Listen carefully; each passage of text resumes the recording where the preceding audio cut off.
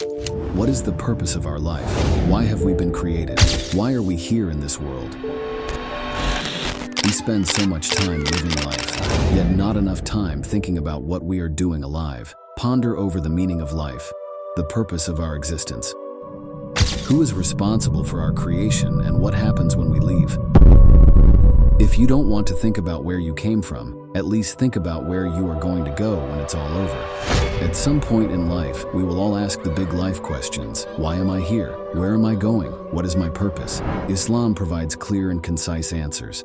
Allah asks us in the Quran, "Did you really think that we had created you without any purpose?" Allah tells us why we are here in a simple but profound verse in the Quran. He says that the only reason we were created was to worship Him. See, when we think of worship, we think of praying, but actually, worship in Islam is far deeper than that. Anything we love the most, or obey the most, or rely upon the most is an act of worship. This means that every single one of us is worshiping something or someone at any time. For example, some people love money more than anything else, and their purpose becomes gathering and collecting as much as they can. This love for money is an act of worship. Some people rely on the approval of others to the point where the number of likes they get on Instagram affects their mood and behavior. This reliance and dependence on others is an act of worship. And amazingly, this is why Allah says, "Have you seen the one who takes his own desires as his God?" When fulfilling our desires becomes our purpose, we have worshipped our own selves. Arguably, this is the biggest God for today. We live in a time where we do what we want and strive to be who we want. If this was what life was all about, why are the richest people the emptiest? Why are celebrities taking their own lives? Why are so many people still unhappy? The answer can be found in the Quran, where Allah tells us that the enjoyment of this life is the enjoyment of chasing our desires, and the material of this world is a fleeting type of enjoyment. True fulfillment comes from directing all acts of worship to the Creator, not creation. All acts of worship to the Creator means fulfilling the purpose that He created us for.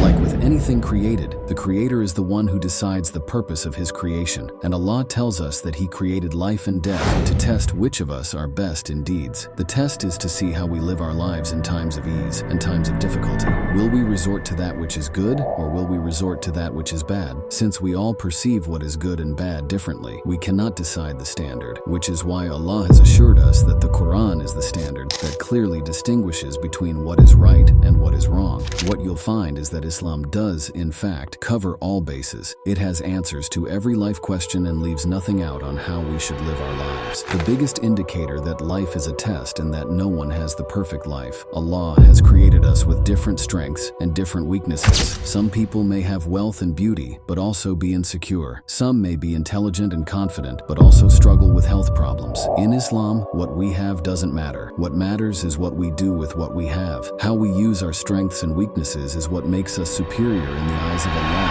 It doesn't matter what color you are, what gender you are, or what status you have. Superiority comes from your piety and your good actions. As you can see, just like we have moral obligations, we also have religious ones too. Only until we do both, we fulfill our true purpose. Only until we fulfill our true purpose, Allah fill every heart with what it's searching for, and that is peace. Fulfilling our purpose isn't just to find peace and fulfillment in this life, but also to prepare for what's to come after. Without any judgment after we die, there is no justice. Otherwise, what real difference is there between a corrupt leader with money and power and children literally dying of starvation? This is why Allah asks us if we really think that the evil will be made equal to the righteous. For ultimate justice to be served, there must be something after we die, which is why Allah promises to bring us back to life, where we will all be judged on how we lived our lives. If we were careless, oppressed others, and spread corruption, we will be held accountable. If we took care of ourselves, fulfilled our obligations, and made the world a better place for others, we will be rewarded. No injustice will be done to anyone.